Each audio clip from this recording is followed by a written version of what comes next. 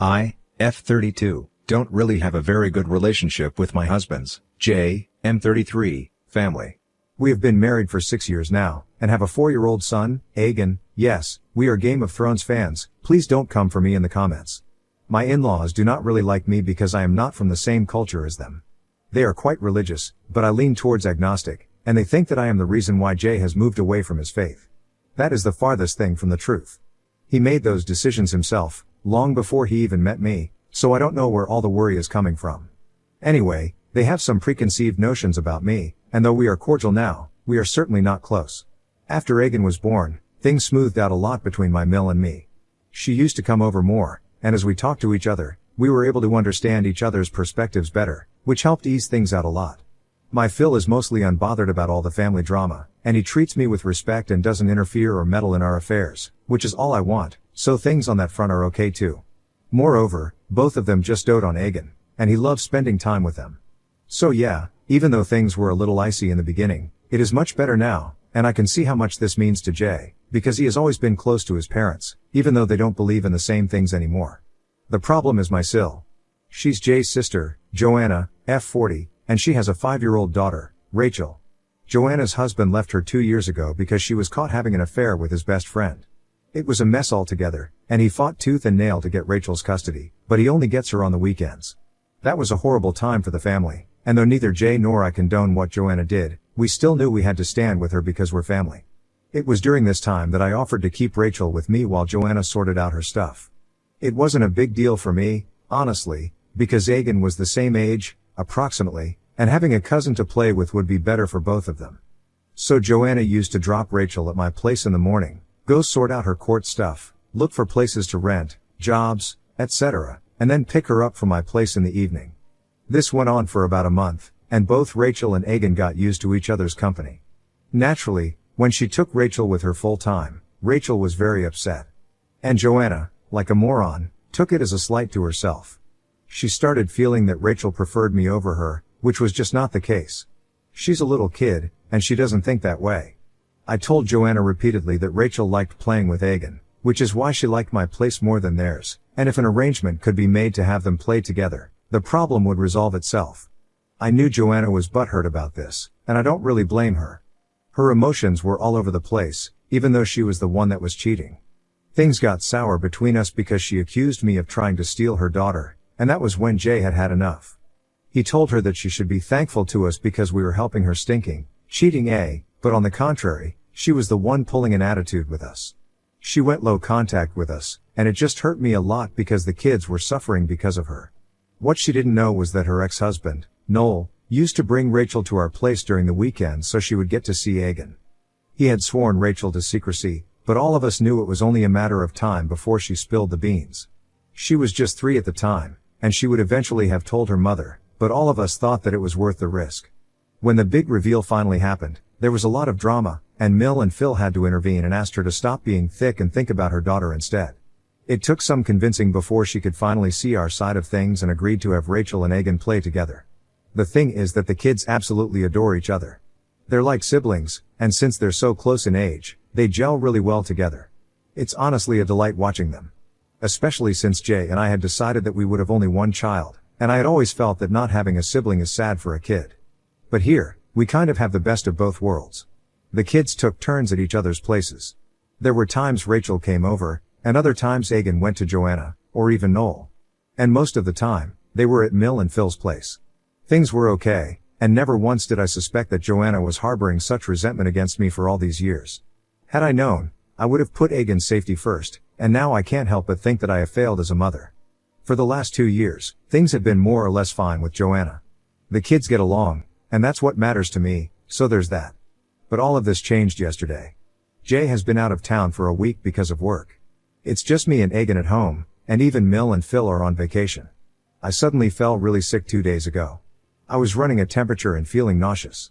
It wasn't anything serious, but I still felt quite weak. I called a friend over, and she helped me out. It was Rachel's turn to come home yesterday, but I didn't even have the energy to deal with one kid, let alone 2. So I called up Joanna and asked her to cancel and told her that I was quite sick. She kindly offered to take Aegon for the day so that I could rest and recuperate. I thanked her profusely because he would get his day out with Rachel, and I'd get some time to sleep and rest.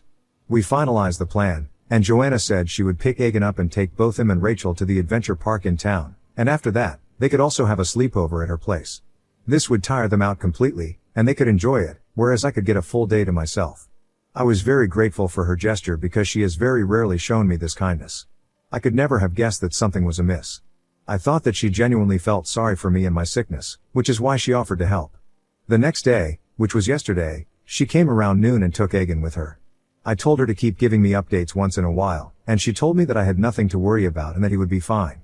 The minute he went out the door, I simply crashed on the bed. I was still running a temperature, and I needed sleep. Plus, I knew Egan was safe, and nothing would happen. He was with his aunt. What could even go wrong? So I had no stress or anxiety keeping me up. I don't know when I fell asleep, but at 2:05 p.m., I got a call from Joanna's number. It was actually the call that woke me up, and when I checked my phone later, I realized that she had called me once before, but I had slept through it. When I answered, I could hear someone crying on the other side, and I just froze. He had hives all across his body, and his face and eyes were swollen. I rushed him to the emergency, and I was fuming all the way through. I wanted to slap the crap out of Joanna, but I knew that getting him to the hospital and caring for him right now had to be my priority, and that she could be dealt with later. The doctors asked me if he had any allergies that could have brought about the reaction, and I said that he had always had a nut allergy and everyone was careful about it. He asked me if he had accidentally eaten something containing nuts, but I said that he wasn't with me, and I brought Joanna. Joanna denied that he had eaten anything that had nuts in it. The doctor looked at us weirdly and said that he would keep him under observation for a while, and that Egan had to be monitored.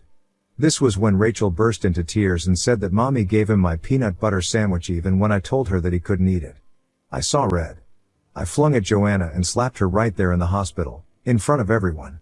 She tried lunging back at me, but the nurses restrained her, and the doctor rushed to check on Egan. Joanna tried to yank Rachel away, but Rachel was sobbing uncontrollably and was latched onto my leg as though her life depended on it. I felt so bad for the girl, and I knew if she went back with her mother right now, Joanna would rip her apart. I called up Noel and told him that Rachel was safe, but he needed to come to the hospital. I wanted the right parent to be there with Rachel. Joanna was protesting and trying to create a scene, but when the nurses told her that if she kept up her behavior, she would be escorted out, she shut up. Noel came, and Rachel ran to him and hugged him. He looked at both Joanna and me and realized that something major was up. It had been a couple of hours in the hospital by then, and Egan was fine. They said that the allergic reaction had been controlled, but that is family. It was everyone's duty to be more careful about what he was eating. The doctor said that they would keep him overnight for supervision, and that he would be discharged the next day.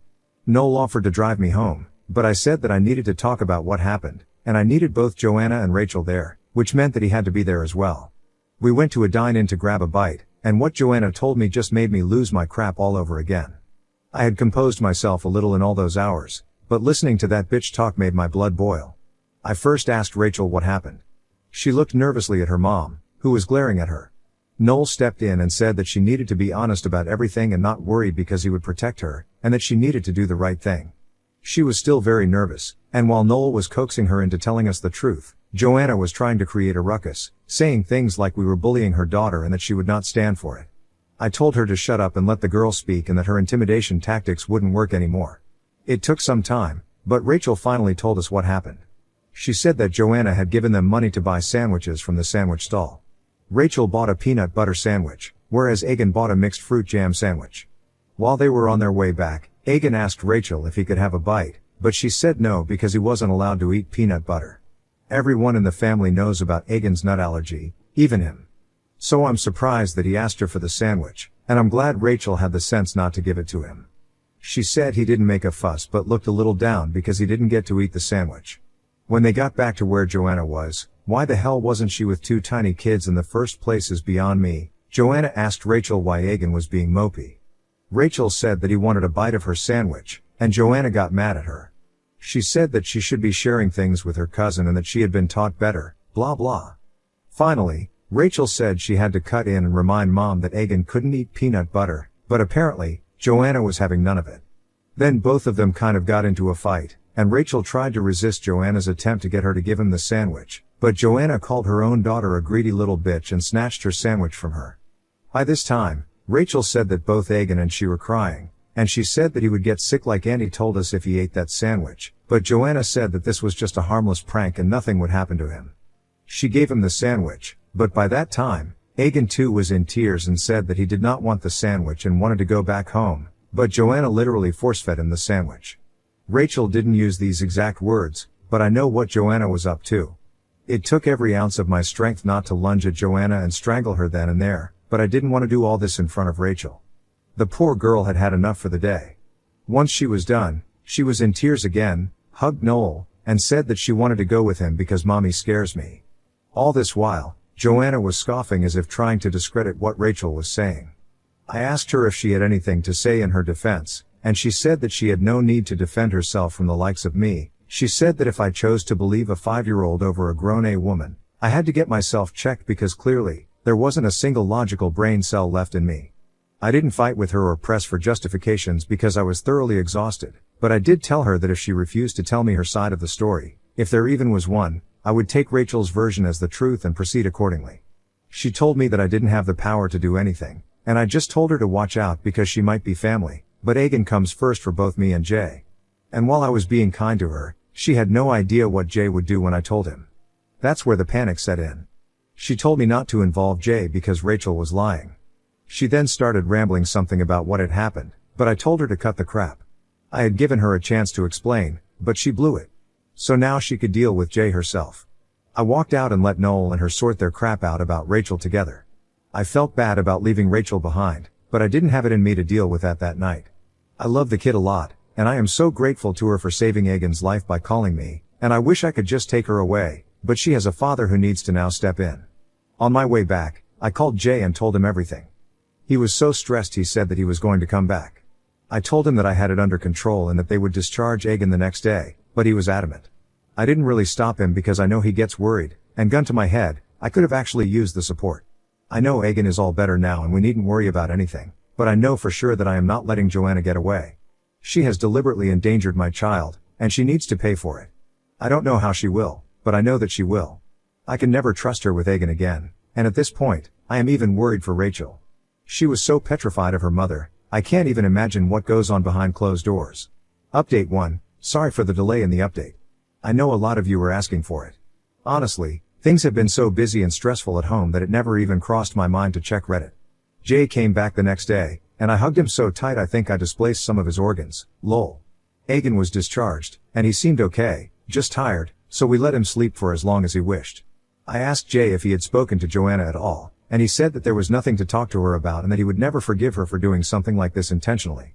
Had it been a mistake, maybe there would have been a chance for forgiveness somewhere along the line, but Jay said that he just could not bring himself to be okay with this, or forget it and move on. I asked him what we should be doing. I had initially thought that we could just tell the entire family what she had done, so that there would be some outrage, and we would not be questioned on our decision to go no contact with her, but when I proposed this, Jay looked at me like I was crazy. He said that we needed to do much more. He told me that I had to stop thinking about her like family because she didn't think of our son as such, and that she was dangerous. God knows why she willingly put his life in danger. She knew full well that the nut allergy was severe in Egan's case, and even though her daughter, who was just 5 years old, kept reminding her, she ignored all her pleas and went ahead with this. He said that I needed to look at it for what it was. It wasn't a mistake. It was something that she had done out of pure spite and malice, and God alone knows what else she could do. I knew what he was saying was right, but verbalizing all this made it, I don't know, more real, in a sense. I didn't want to accept the extent to which things had spiraled, but there was nothing else to be done. Joanna was dangerous, she had shown this to us herself, and the only thing we could do was ensure that she didn't endanger anyone else anymore, most importantly Rachel. Jay asked me where Rachel was, and I said that Noel had probably taken her for the night. It was the weekend the day Egan returned, so she would have had a good 3 days with Noel, and maybe by then Joanna would have calmed down so that Rachel didn't have to face the brunt of her mother's wrath. Jay called up Noel and asked him how she was doing, and he said that she was still very shaken up from yesterday, and she just refused to go back to mom. Jay told me that this was the best time to call CPS and report her because no child should be this scared of a parent. For a moment, thought maybe Rachel was scared because her version of the story wasn't the truth. It was a possibility. She was just 5. Maybe there was an unintentional mix-up of the sandwiches on her part, and she was scared that we would scold her, so she put the blame on Joanna, and Joanna played along because she didn't want Egan and Rachel's playtimes to stop over an innocent, albeit fatal, mistake.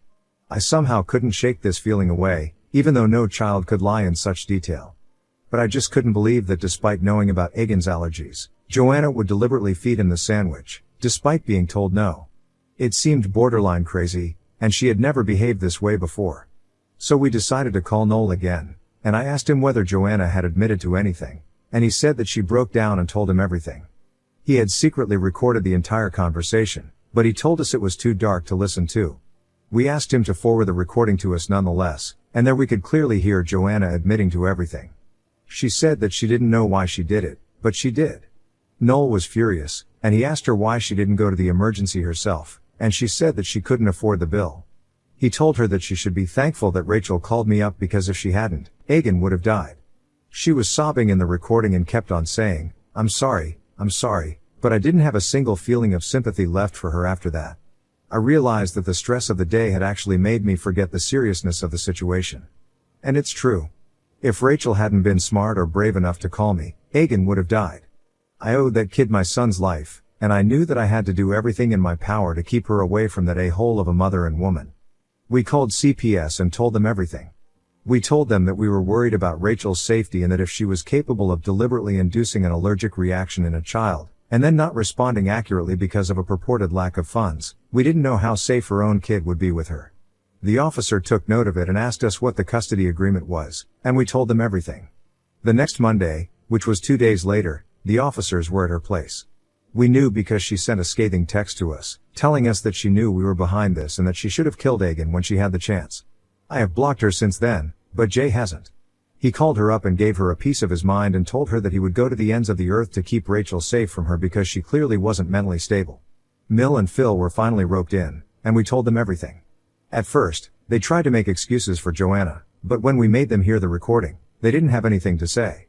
I don't know what their equation with Joanna is, and neither do I care, but both Jay and I have told them that we want nothing to do with her anymore.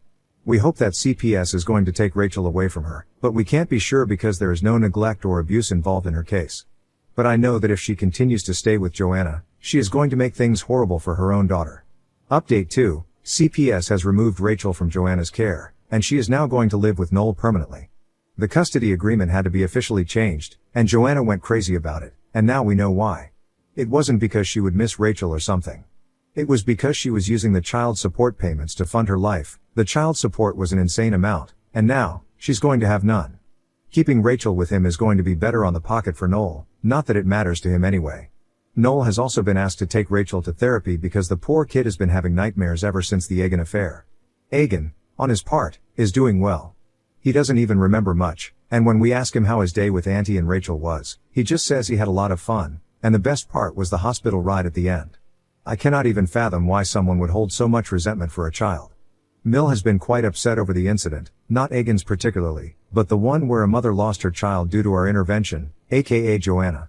I don't understand how she can continue to sympathize with Joanna. Phil, for his part, is furious, and he says that he initially did not believe that she could be this crazy. He has apologized to us for not believing us, and while it still annoys me, I know that he means well. No father would ever want to know or accept that one child of his was capable of intentionally fatally harming the other child's kid, so I understand his hesitation about it all. Rachel and Egan still meet up regularly. We didn't want Rachel to think that she did anything wrong or that she could have done anything more during the day the incident happened. She still blames herself, though, and it breaks my heart to see her like that. She even made sorry cards for Egan, Jay, and me.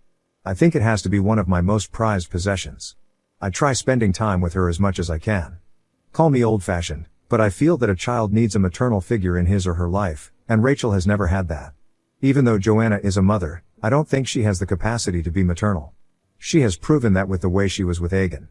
No person capable of pulling something like that off will ever have that innate compassionate instinct. I know a lot of you are going to come at me in the comments for saying this, but it is what it is. We are trying to normalize things for the kids as much as possible, even though nothing is normal anymore.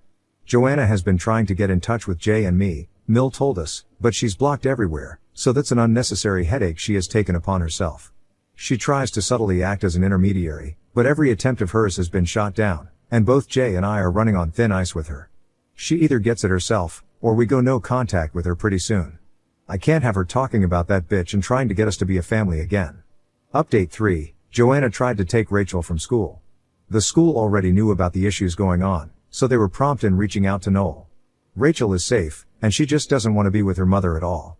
Noel is thinking of going for a restraining order, but he's not sure yet because, at the end of it all, Joanna is her mother, and nothing can change that. It's just a pile of hot mess right now, and I personally would prefer being away from this drama, but I do know that the drama started because I called CPS on her. I personally think that she is not a good parent by far, but I mean, now things are getting serious and criminal, which is unsafe for everyone. Who knows what she'll do next? They're trying to resolve this, and if it doesn't get resolved, a restraining order is the only option available. I hope it doesn't come to that, but if it does, I don't think there's anyone to blame except Joanna herself.